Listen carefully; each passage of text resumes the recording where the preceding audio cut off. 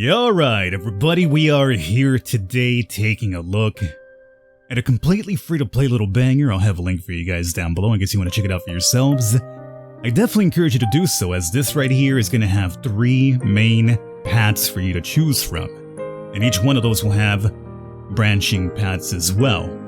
So maybe we're able to get through one entire path, but there'll be 2 left for you guys to check out, so just a bit of a heads up, support indie developers like this. One thing that I read about this game is that the soundtrack is apparently really good.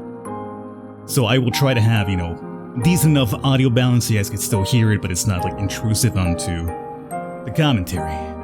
What the game's about? Well, you are running through a forest. It is late at night, and the sky is as black as pitch. There's nothing to light your way save for the moon's milky glow, but its rays cannot reach you. Not properly. The trees which surround you, jutting out of the earth like eerie monuments to a foreign god, are blotting out most of the light. You cannot see where you are going. Even if you had commenced your flight at a more sensible hour, however, with the light of the sun to aid you, it would be of little use. You do not know where you are going. You have no map, no route, no plan. You're running like a frightened animal, anxious and nervy, with no destination in mind. You have no desire, as you run, save to escape. You cannot let yourself be caught. If that were to happen, you are certain that you would be ruined.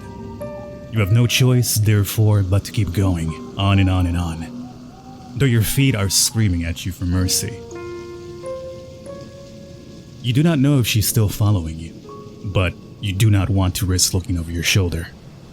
If you were to see her, silhouetted beneath a tree, looking at you with that sickly sweet smile which once ensnared you, you would lose what little nerve you possess. Your legs would lock up and your blood would freeze in your veins. Then you would crumble. You would fall, but you would not hit the ground. She would be there to catch you. Did she not promise, when you made that contract, that she would never be alone? You would like to take back that silly wish of yours, but it's too late for that. It's too late for a lot of things. All you can do is run. You run and you run and you run until at long last you reach a fork in the road. There are 3 paths which split off through the forest. Well, 4, if you count the path down which you came. You cannot exactly double back on yourself, though. Not when you have put so much effort into running forwards. You can only press on. 3 paths are signposted, which is something of a strange sight given you are so deep in the forest. Dark though it may be, you may have grown accustomed to the shadows. You can just about pick out the writing in this old, dilapidated signpost, curved and slanted though as it is. Your fate, if you will forgive me for sounding cliche, is in your hands. Now I wonder, which path will you take? Alright. So we have our first option here, or at least our very first decision. As I've mentioned, 3 big paths, and we literally have paths in this game. The shore, the village, or the castle. You follow the path which leads to the castle, supporting yourself on weary, aching legs which feel ready at a moment's notice to detach from your hips. You are little more than a wisp of a girl, but you have been running for a very, very long time, and your feet are so very numb. You feel like a great lumbering thing, clumsy and ungainly. The soles of your feet are screaming at you. You need to lie down and quickly. You only hope, as you continue to run, that you will find a spare room available in the castle. You do not know what exactly will await you at the castle, but you have visions as you run of a vast, opulent dwelling. This dwelling will surely be full of finely furnished rooms in which you might rest your weary head. There must also be a king and queen inside the castle, you ponder. Who will be kind and wise? And what of their children? What of a princess? Every good castle must possess a princess who will take pity on you and your plight. You can imagine the face of this generous princess with ease thanks to the fairy tales you read in abundance as a small child. The princess will be fair of hair and blue of eye, with soft pink lips pursed like rosebuds. Her limbs will be slender, her hands dainty and unsullied from physical labor, and her sensibilities will be sweeter than marzipan. She will be kind to you and compassionate, just like an older sister.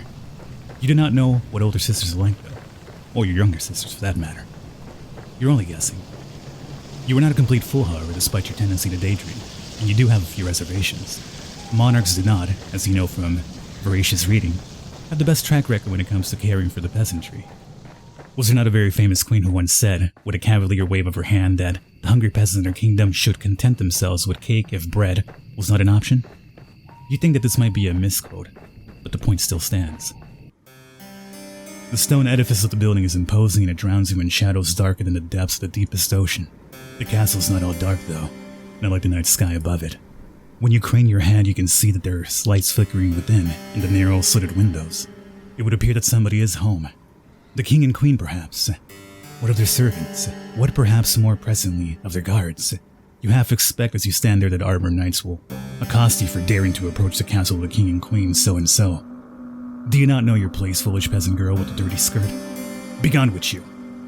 You're not, of course, a peasant. Your family is a wealthy one, or rather, they were. Before your father made a series of poor financial decisions. You do not look like a young lady right now, though, with your dirty face and your dirty skirt which is torn at the hem. If any guards were to take you for a vagrant, it would not be surprising. But though you stand there dithering, your filthy fingers hooked in front of your filthy skirt, you do not hear any cries. Nobody sounds the alarm. Lights might be on the inside of the castle, but there's nobody outside of its perimeter standing sentry.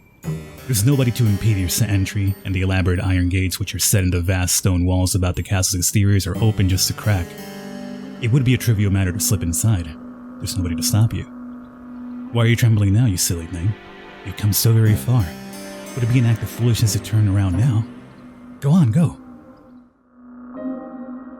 Your entry to the castle secured, you then take a step forwards. The door swings shut behind you and the result slam makes you jump. You did not expect it. Your heart knocks against your ribs and with wild eyes you glance about. You are standing in a vast entrance hall made of stone which splits off in any number of passages. At the very end of the hall, meanwhile, there is a large elaborate staircase, one which seems to extend to the heavens themselves. It is dark inside the hall, but there's numerous torches, set in sconces in the stone wall which are aflame. They offer some relief from the shadows. You can hear the faint sound of the wind outdoors as it moans against the castle's impervious walls, but you cannot hear any footsteps. You cannot hear any voices. You cannot, more importantly, hear any people. Maybe the castle is empty. If that's the case, though, then who lit these torches? It's a curious conundrum. You muster up what remains of your courage, then cry out, addressing the empty hall in a timorous voice which fails to properly fill up the place. "Hello," you say, your eyes wide. "Is anybody there?" Your voice echoes through the vastly empty hall, but it is met yet again with silence. You cannot say you are too surprised, but it is somewhat disappointing. Not one to be deterred, you try again and again, your voice growling louder with each subsequent attempt. No matter how loud your voice, however, it fails to reach any ears. If anybody is here, they do not seem to be particularly sociable. That, or perhaps they simply cannot hear you. Could they be in another room? Yeah, that must be it. You will never find that pretty fairy tale princess of your imagination if you stand idle, you know? It's time to get to work. Put those legs of yours to good use. Then you step inside the bedchamber which unveils itself to you. Shyly, you stand in the threshold of the chamber, much of your courage extinguished and gasp. The bedroom itself is gorgeous. It's a chamber so luxuriant not even the shadows can obscure the fine craft of the furniture within it, nor the rich patterns on the walls. It is the girl inhabiting the chamber, however, who truly takes your breath away. Sitting upon the velveteen sheets of the towering four posters is a girl in a sumptuous red gown who seems to be of like age to you. You do not have a clear view of the girl's face. Her head is bowed, her gaze directed downwards at her lap. You can tell from her hair, however, from her slender calves which protrude from underneath the hem of her dress, that she is very pretty. The girl's hair is golden, just like a freshly cut weed. But it is the red of her dress which truly captivates your attention. She's so striking you cannot look away from her. The girl is not alone in her chamber either. She has a companion, though this companion is not half so endearing as she. In her lap, perched upon her velvet skirt, is a doll. The doll's hair, like that of her mistress, is golden, though much of it is hidden beneath a bonnet. The girl is adjusting the china teacup held in the doll's tiny hand, while the rim of the cup glints in the light which exudes from the fireplace. If the girl is a similar age to you, it seems strange that she would content herself by playing with dolls. Is she not too old for it? This girl would be more at home, you decide, at a ball, wearing an extravagant gown, speaking with wealthy noblemen, perhaps even princes. She should not be sitting in what you presume in her bedchamber, adjusting a teacup in a doll's hand. But you're not afforded much more time to stand there marveling at the girl because she turns. She raises her head, then her eyes meet yours. You thought the girl pretty when first you observed her. sitting on the edge of her plush velveteen bed examining her doll. Now she's looking at you, however, her face illuminated by the flames and their grade. So you can see that you were mistaken. She's not just pretty. She's beautiful. So much so it's breathtaking. She looks as though she had stepped out from the pages of a picture book. She's simply too perfect to belong to this world. Perhaps she's some kind of vision, a waking dream, a hallucination. But no, she's none of those things. The doll in her lap is a cold, hard thing made of porcelain, and it is unflinchingly, reassuringly real. If she were a mirage, surely she would not be able to handle physical objects such as this. It is strange though, the doll, though immaculately made, looks oddly imperfect when compared to the girl who is holding it. She's so startlingly beautiful, she even puts a man-made representations of feminine charms to shame. The sight of her makes you feel rather weak. You always have had a fondness for fair maidens, haven't you? You are rather hopeless when it comes to them, even worse than a knight errant from a courtly legend. Your aesthetic appreciation is not particularly ladylike, but, well, it's not every day a girl encounters an elegant beauty like this, attired in red, illuminated by the firelight. I suppose I can forgive you for this rudeness. As too can the girl. She does not seem to be the type to hold a grudge. "Oh," the girl says, in a voice that, surprisingly enough, far less refined in her appearance. "It's good to see you. I've been waiting." Has she? That's news to you. You blink, perplexed, a response to the tip of your tongue, but you are unable to expel it into the ether. The girl is setting her doll aside. Then she stands the hem of her dress, swishing about her legs. Nimbly like a ballerina, she canvasses the space between you. The room is so very large, there's quite a lot of space. Then takes your hand in her own. "You must," the girl says, her eyes aglow with excitement, "be my new lady's maid. It's been a while. But it's such a relief that you finally arrived. I knew that you would. You'd never leave me alone. Not when you knew how long I was waiting. Oh, I'm so happy." Your befuddlement is pronounced enough that even the girl, despite her good mood, notices it. She frowns. Then she says, her fingers sliding away from your own, "Or am I mistaken?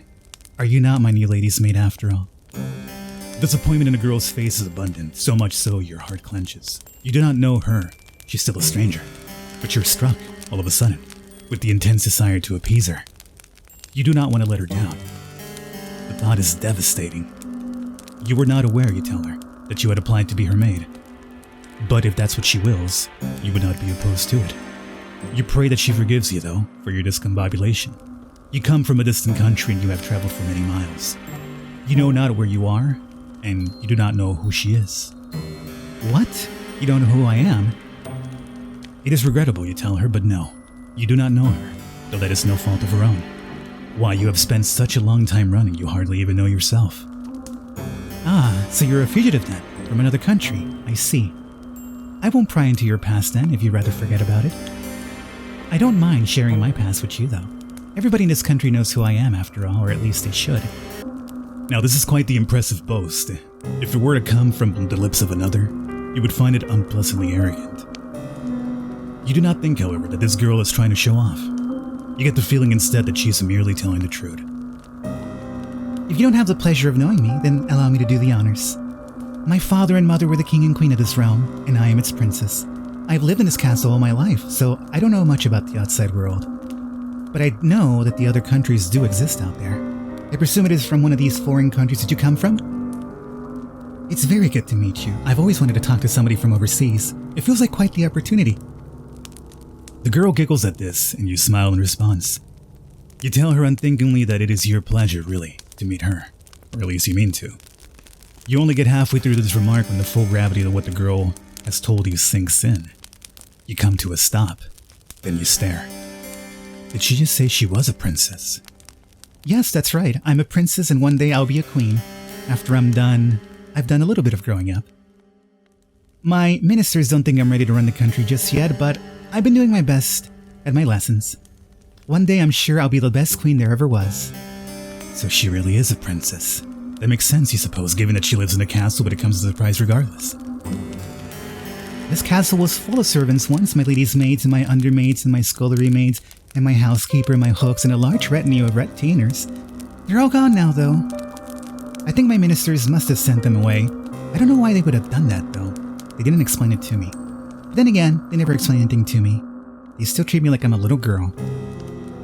It's so tiring. She said that her minister sent her servants away. What of her parents, the king and the queen? Would they not be the ultimate authorities in the castle's hierarchy? They would, yes, if they were still alive, but they're not. They died a long time ago. I was raised for most of my life by my servants. Oh, you answer, and then you flush.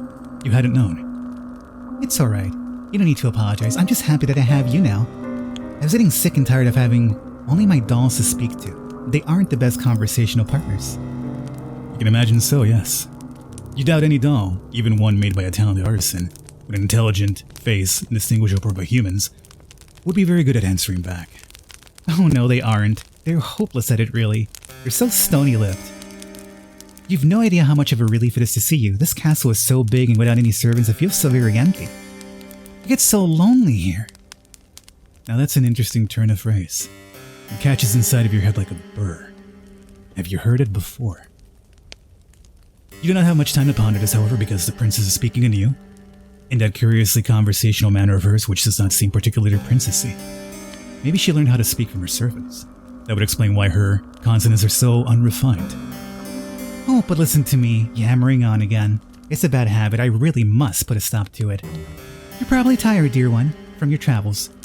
Would you like me to show you to your room? Yes, the princess announces before you can say anything in reply. I think I'll do just that. You are so very tired. Your sleep is a deep, dark one, darker even than the furthest abysses of the nighttime.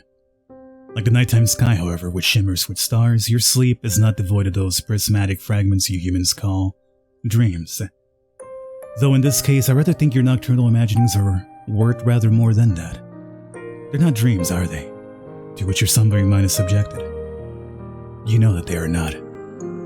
They were instead taken from your memories. You're not merely dreaming, you are remembering. You remember the girls who slept in your dormitory, and how they always hastened to use the shower first so you were last for breakfast. You remember how when you finally did arrive at the dining hall, the most desirable morsels had already been snapped up by the girls who got there earlier. You struggled too to find a seat, as you finally did get your hands on some food because nobody ever wanted to sit with you. The other girls all acted like you were a leper, save for when they wanted favors. They never asked for these favors, mind you, for why would they? To them, your father's prestige did not matter. They were all wealthy ladies too, many of them wealthier than you. When everybody has the airs and graces of a princess, how is anybody supposed to stand out? You stood out the least in your class, perhaps because you were one of the smallest, the frailest, the sickliest, who always came down with colds in the winter. Your poor health did not stop the other girls from treating you as a servant, though. When they remembered that you existed, of course. It was your lot in life as you dwelt within the stone walls of the conservatoire to carry school bags across the field like a packed mule. Then, come the evenings, the girls in your dormitory had sewing on missing buttons and ironing out the creases and wrinkles in their uniforms. If there was an odd job that needed performing, you would always be asked. But these girls did not ask you. That would have been too civilized. They ordered you instead, and as they ordered you, they laughed at you. They laughed and they laughed and they laughed. The laughter hurt, but it hurt considerably less than the kicks did, and the slaps and the pinches. Once, during an embroidery lesson, one of your classmates had an accident with her sewing scissors. She stumbled, or at least she pretended to, and before you knew it, the silvery blades of those scissors were embedded in your left palm. This happened quite some time ago, when you were even littler than you are now.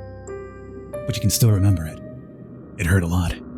The scissors were sharp, and they perforated your skin, not all the way down to the bone, but enough to bleed. Your wound bled bright red, like a strawberry jam all over your embroidery. Then when your professor saw it, she shrieked. Her face turned as pale as way, and she looked for a few moments as though she might faint. Though you were the one who was in pain. Your professor looked at your face. She could not bear to look at your hand, then demanded to know why you would not be more careful. Her tone had been an accusatory one, almost as if you had stabbed yourself in the hand with your scissors to goad her. The pain in your hand hurt, but the giggles of your persecutors hurt all the more. They never were punished for that. Perhaps your professor did not care enough to punish them. Perhaps she, like everybody else, thought it was all your fault. The wound, when all was said and done, was not too deep. You did not even need any stitches. It healed well enough in time, on its own. Though it still left a scar, a white raised sting like a crescent moon. You still have that scar.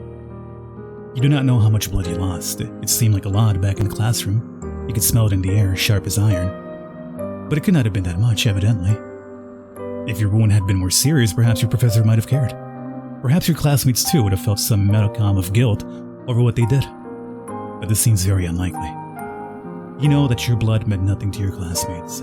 Why should it? If you meant next to nothing, then the blood in your veins was, if such a thing is possible, even more inconsequential. You feel disoriented when you wake at long last with the rising of the sun. You don't remember what you dreamt, but you do not think that your dreams were ever of a particular pleasant nature. If they were, your heart would not be hammering, so ill at ease you can glance around. You're lying in a narrow bed in an unremarkable room, one with dull beige walls and a warped wooden floor. Where exactly are you? This does not look like dormitory in the conservatoire, not unless it's shrunk threefold overnight. Your brow furrows as you attempt to recall the events of the night prior, until with a gasp, it all clicks into place. You remember now. You were running through the woods trying to escape from... You shudder. You don't want to think about what it was that you were trying to escape from. You presume that you must have given your hunter the slip though, because you're still in one piece, awake and alert enough to face the dawning of a new morning. You still have all your limbs, and your facial features appear to be in the correct configuration. It's more than enough to be getting along with. You look to the foot of your bed, then blink, bemused at your discovery. You can see lying upon the sheets a garment, 2 garments actually, black and white folded in a neat white square. What could that be, a maid's outfit? If so, it would not be too surprising. You can now recall your visit with the princess the night prior, and her assertions that you must be her lady's maid. Well, if that's the role that she wants you to assume, you have no qualms with it. Once you have roused the princess from her bed, you have put her doll to one side. You sit upon her toilette.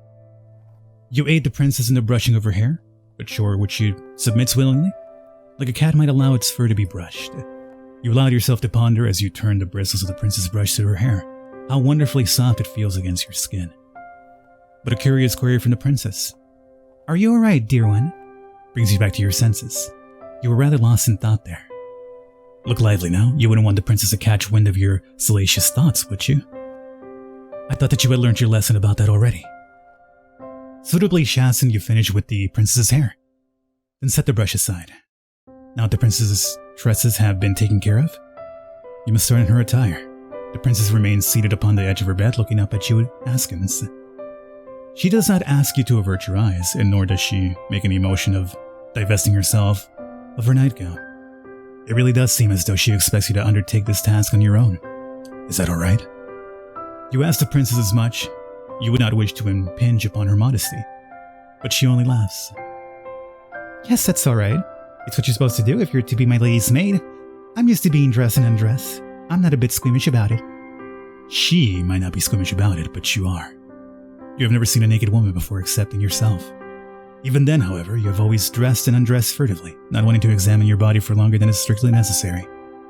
You have never much liked the way you look. You make a few more mumbled objections, but the princess sweeps them to one side easily. "It's alright. I might be a princess, but we're both people underneath all of our clothes. I doubt we look much different." You're not so sure about that. You have not yet seen the princess unadorned, but you already know, to look at her face, that you're different. She is much, much prettier than you are. But she's waiting, and you do not wish to keep her any longer. You steady your nerves. Then you reach out with trembling hands and you begin to undo the buttons which run down the front of the princess's nightgown. You work as quickly as you're able, which given how badly your hands are shaking, does not vary. You fumble with a couple of buttons, flinching as you do so. The princess, however, seems blissfully unaware of what it is exactly that you are doing, or not doing, for your fingers have begun to seize up with the front of her nightgown. She's not even looking at you. Instead, her gaze is directly beyond your shoulder, to the windowsill and the sky beyond it. "It isn't particularly sunny, but I don't think it's too cold outside. Going for a walk might not be a bad idea. What do you think, dear one?" You think that you would like to finish undressing the princess as soon as possible so you can make some progress undressing her again. The sight of all this exposed skin is bad for your heart. Fortunately, you're able to make quick work of the princess's nightgown despite your initial mishaps, spurred on perhaps by your anxiety. You bid the princess to stand, which she does, and neatly she steps out of her nightgown, her motions once again as graceful and as fluid as a dancer. This task completed, you search hurriedly, worriedly, for the princess's red dress. Where is it? You cannot find it. Sweat begins to prickle on the back of your neck. Your palms, meanwhile, feel uncomfortably clammy. The moments pass awkwardly uneasily as you search, the princess standing there, all the while as naked as the day she was born. Why did you not find her day dress before you stripped her of her night one? What a fool you are! The princess, noting your panic, giggles and says, "Are you looking for my dress?" "Yes," you reply. Your face flushed. That is what you were doing. "I thought so.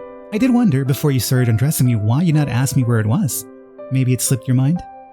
It had slipped your mind, yes, to your shame. You were too busy trying not to fixate upon the princess's bared skin to think about how best to conceal it. "My dress is in my armoire," the princess says, glancing over to the aforementioned piece of furniture. That armoire of hers is an intricately carved wooden structure large enough, or so you would estimate, to fit inside enough dresses to attire a whole ballroom's worth of princesses. "I'd like to wear the red one. It's my favorite. Would you be a dear and fetch it for me?" The courtyard is fenced in by the castle's walls, which look, in the stark midday light, tall and imposing, faceless soldiers standing sentinel.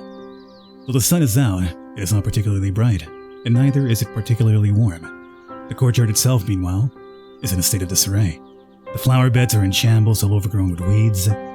It's rather depressing. The prince's castle might be a grand in scale, but the courtyard itself is simple, hemmed in to a claustrophobic degree like a coffin.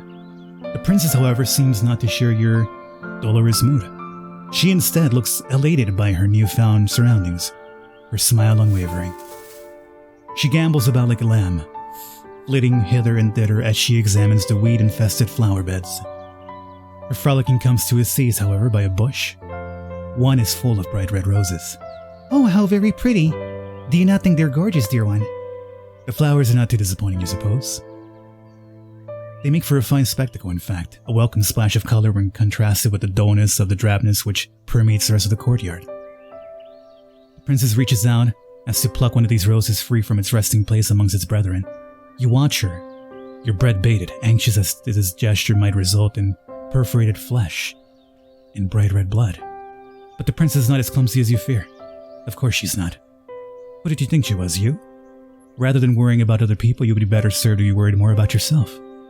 The princess holds her newly pilfered rose to her nose and inhales, her eyelids falling shut as the flower's sweet scent washes over her. A few moments of silence pass, then the princess begins to toy with the petals which adorn the flower's crown. "Now, let me see. I wonder what fate has in store for me. She loves me." The princess plucks a petal from the flower's overburdened head. "She loves me not." The princess continues with a childish incantation, all the while stripping her rose slowly and methodically of its petals. These petals flutter about the princess like a bloody snow. The princess's voice, meanwhile, echoed through the courtyard, even more melodic than the strains of a pianola. "She loves me. She loves me not. She loves me. She loves me not." The princess's fingers hover over the final petal which crowns her nearly denuded flower. Then, with a triumphant smile, she declares, "She loves me. I knew it."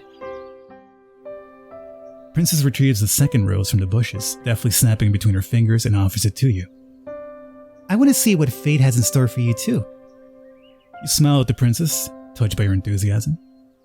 Indulging in childish games like this might not be the best use of your time, but the princess looks very determined that you would not wish to hurt her. What could be the harm, really, in consenting? The only real casualty of this game will be one singular rose, the rose that the princess is holding towards you. You reach out, meaning to accept the princess' offering, but... "Oh no!" You're clumsy, and you seize the stem of the rose with a touch too much strength. The head of the rose may be pretty, but there's more to a rose than its bright red flowers. Roses have thorns too, a fact that you are now being painfully reminded of. Pain flares through your fingers and you gasp. You take a step back, the hem of your skirt swishing around your ankles. Your fingers stinging, and so are your eyes. You ought to have been more careful. Why were you so stupid? "You poor dear, you're bleeding," the princess exclaims, alarmed. Then she frowns. "This is all my fault. If I had not suggested such a silly game, this would never happen. Please, let me take care of you." She parts her mouth, and with a soft sigh which borders on the sensuous, she slips your injured digit between her teeth. So much for princesses not dispensing kisses as tokens of appreciation. This might not be a conventional kiss, but feels intimate regardless, almost starting your cell. The princess's lips, which are as red as any rose, are enclosed around your index finger. You can feel the warmth of the princess's mouth about your skin, and the wetness of it. These sensations make your whole body quake. You did not expect this.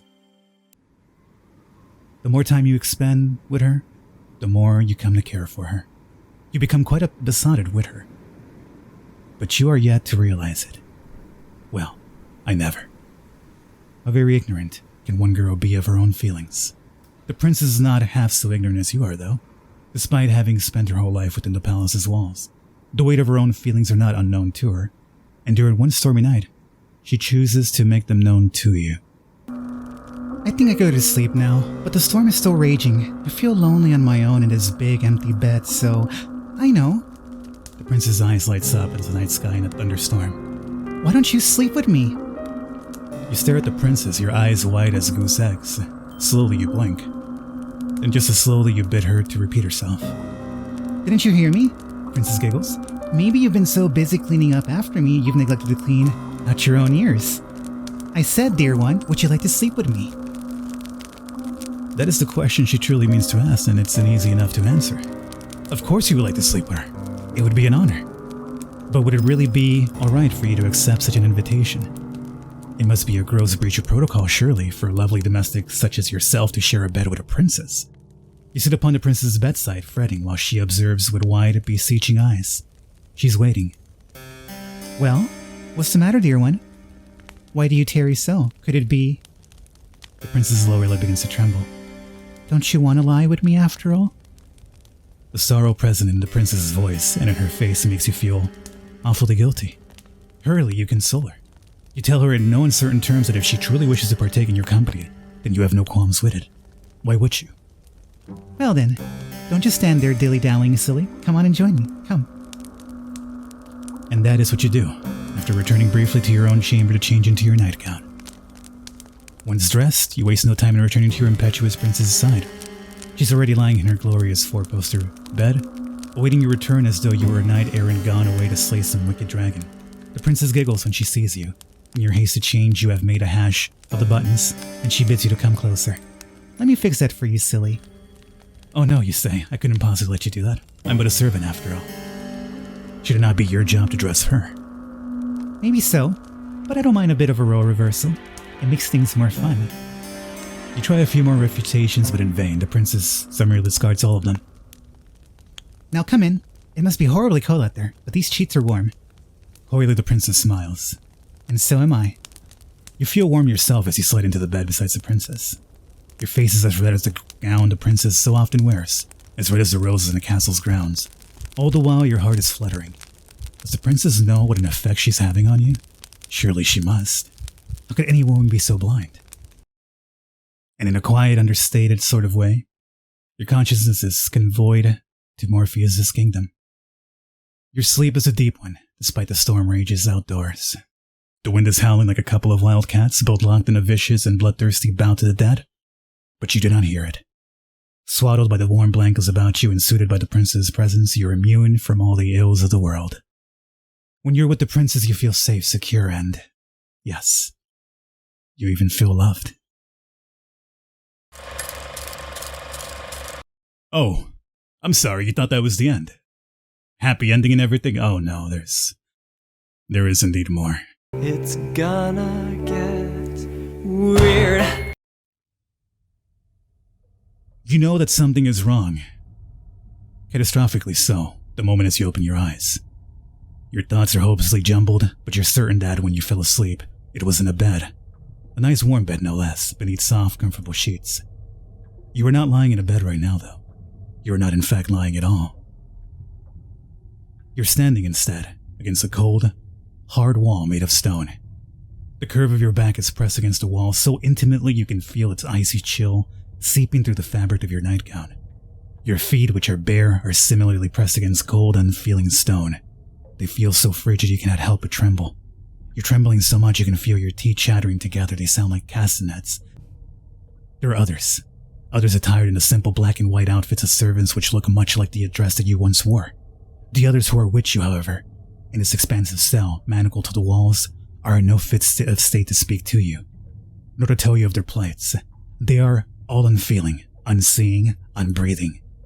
They're all dead.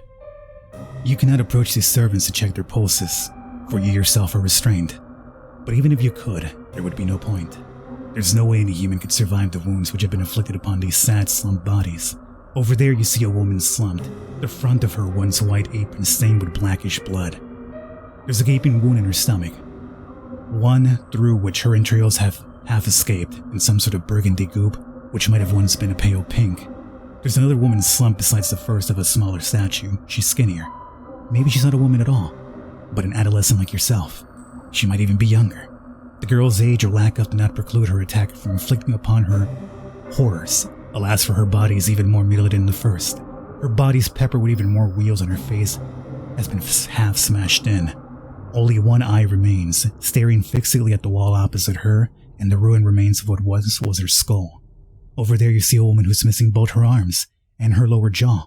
Over there you see another one who's missing her entire lower half. Where have her legs gone? You have no idea. The injuries inflicted upon these bodies are ghastly, but their advanced decay is enough to turn your stomach. Look now, she's come all this way, into the dark depths of the castle's cold, inhospitable dungeon to see you. Is that not kind of her? Oh, dear one. The princess thrills, entering the dungeon with a series of light, lilting steps. It would seem that you've finally awoken. How are you? Still smiling, the princess takes another step towards you. Would that you could. You would cringe away from her, but you cannot. You're completely powerless. The princess reaches out and places a hand upon your cheek. Her skin is very white, and though her touch is cool, it is less so than the frigid air in the dungeon. Though your body's aching, the princess's touch is gentle, and you find yourself leaning into it subconsciously. You wish she would keep holding you. You wish she would keep touching you. You luxuriate in her kindness as best you can. But though the princess's caresses are tender, your circumstances rather undermine them. How can you relax like this? Ah, you're such a good girl, the princess says, in a cajoling sort of voice, as one might address a cat. You've been so lovely to me while we've been together. I really couldn't have asked for a better servant. I feel as though I've been spoiled. Why then, you ask her, is she doing this? Improbable though it sounds, she must be the one who chained you here. There's nobody else in the castle who would have committed such a feat. Everybody else is dead. Why yes, how very astute of you. I was the one who orchestrated all this, naturally. Naturally, she says, as though her betrayal is a matter of course. Naturally. Why, you ask? Is this so natural to her? What does she mean to do with you? Oh, only what I've done to all my other servants. I have experience with this sort of thing, so please don't worry. I'll take good care of you. And by take good care of, she means... Naturally, I'll kill you. There it is again. That word. Which seems grossly inappropriate given all which has transpired. Naturally. There's nothing natural about this. Do you not think so? The princess examines you, her expression ponderous. It's natural to me. Even if it isn't natural to other people. This just feels right. Imprisoning her servants in the dungeon and letting them die. Yes, exactly. There's a bit more to it than that, though. Oh, of course there is. I like you, dear one, the princess says in a voice which sounds uncommonly serious. You've been good to me, like I said, and kind, and for that I will be eternally appreciative. You have been so good to me, in fact, that simply being with you is not enough, not anymore. Your company can no longer content me. I'm a greedy, selfish girl, you see. The princess's smile widens into something sinister, her eyes flashing with a fiendish fervor you've never before witnessed. And I don't want to feel you beside me. I want to feel you inside of me. It's simple, really, like I said. You were wondering, weren't you? Why there weren't any guards or any servants in the castle when you first arrived here? The question had crossed your mind, yes? You're sure that the princess said her ministers sent them away, though? Was that a lie? I wasn't being wholly truthful, no. I thought you would be afraid of me if you knew what had actually happened, and I didn't want that. I wanted you to stay with me. My ministers didn't send anybody away because I don't have ministers. I dispatched them too. Did she now? You suppose you ought not to be surprised, but you still shudder regardless. My ministers weren't very much fun, I'm afraid. They had a lot of ideas about what I should do and shouldn't do after my parents died. The princess stares at you, her eyes wide like black holes empty yawning abysses. So I killed them. I killed my servants too, though I did a more thorough job with them than I did my ministers. I did not care for my ministers, you see. They were all fusty old men. But I did love my servants. I love my ladies' maids, and my undermaids, and my scullery maids, and my housekeeper, and my cooks, and my large retinue of retainers. They were like my family. They raised me in my parents' absence, and I adored them. They were so very dear to me that I had no real choice. I had to eat them. Does that follow? Now logically, no. Why, you asked the princess, your voice trembling, would you eat the people that you love? It seems a poor way to repay them for their kindness. Well, why wouldn't you eat the people that you love? I don't think there's any greater way of showcasing one's gratitude. Unless you have any better ideas. You weren't expecting the princess to turn the tables on you quite like this, and dumbfounded you stare at her. You know precious little about love yourself, so it's hard for you to form a convincing rebuttal, but you muster up a few token arguments. You tell the princess that eating people isn't very nice, and neither is it strictly legal. A better way to show your gratitude to your servants would be with increased wages or increased holidays. The princess listens to your arguments, her expressions astute like a student poised to take notes in a very important lecture. Once you're finished, however, her concentration fails her. Her shoulders begin to shake, but it's not with remorse for what she has done. Instead, she's laughing. Oh, dear one, that's very funny. But why should I care about the law? I'm a princess. One day I'll be the queen. I am the law. That's a good point. But would eating people not turn her subjects against her? What subjects? I'm no fool, you know, no matter how I might act. And I know what happens beyond the castle's walls. I know all about the plague. Once, I might have had a populace to govern. But they're all gone now. I'm a princess in nothing but name only. A monarch without any subjects. Don't you think that's sad? I know I do. I'm so woefully lonely. If she feels lonely, then why is she systematically slaughtering all of her domestics? It doesn't make a lick of sense. Perhaps not to you. Gently, the princess caresses your cheek. But I shouldn't judge you too harshly, as much as I like you, dear one. You are a commoner. Perhaps you can understand the intricacies of my thoughts. Privately, you doubt that anybody would be able to understand the intricacies of the princess's thoughts process, largely because it is unreasonable. You do not say that, though. Instead, you ask her the only question you can think to ask, with your worried throat, which is sore from shouting. Why? Why, you ask? It's because I don't want you to leave me, of course. Everybody leaves sooner or later, whether they have pledged their allegiance to me or not. That's simply the way of the world. People are fickle and inconstant, even to me, a monarch. That is why I decided to eat my servants. I had no choice, you see. It was the only way to ensure that they would never leave me. When you think about it, they should be grateful that I would demean myself to consume their flesh and blood. The princess exhales.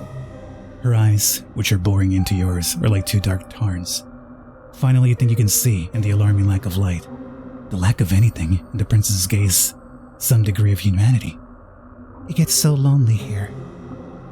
But this brief flicker of understanding which passes between the pair of you is soon cut short. The princess dips her head. She parts her lips, which are as red as the petals of a carnivorous flower. You feel the princess's breath against your neck. It is warm in the icy chill of the dungeons, and you shudder from it. For a few moments, you think that this overture of the princess's could be romantic in a way, but this too comes to a swift, merciless close. The princess's mouth is on your neck. The princess's teeth, sharp as needles, are in your flesh. The princess is draining your blood. She's supping upon it greatly. Greedy goblets, like a hungry animal, one who cannot truly comprehend the harm it is causing. Even as the princess sups from you, her arms twined around your waist, you find you cannot hate her. She's far too unworldly. You are sure, as your conscience begins to fade, that the princess was being sincere when she spoke of her love for her past servants.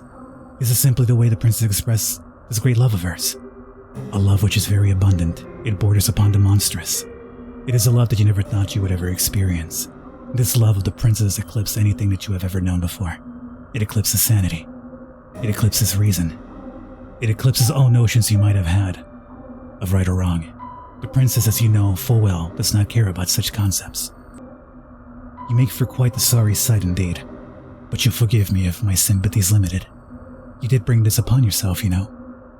You reap what you sow, and in your case, you made a series of bad decisions that led you to your untimely demise. Now what do you want to do? Will you accept this fate of yours and rest in peace?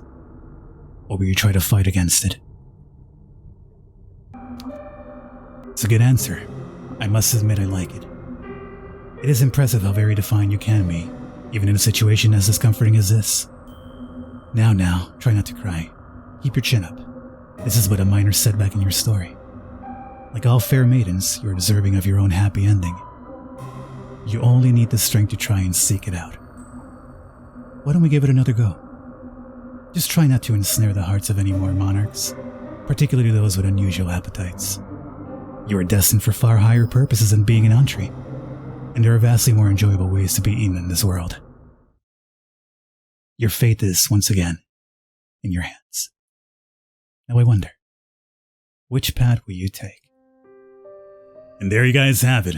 As you could probably imagine, the entire story, the entire picture, you gotta put it together. And more than likely you do that by going down the other paths as well and piecing it all together until it finally makes sense.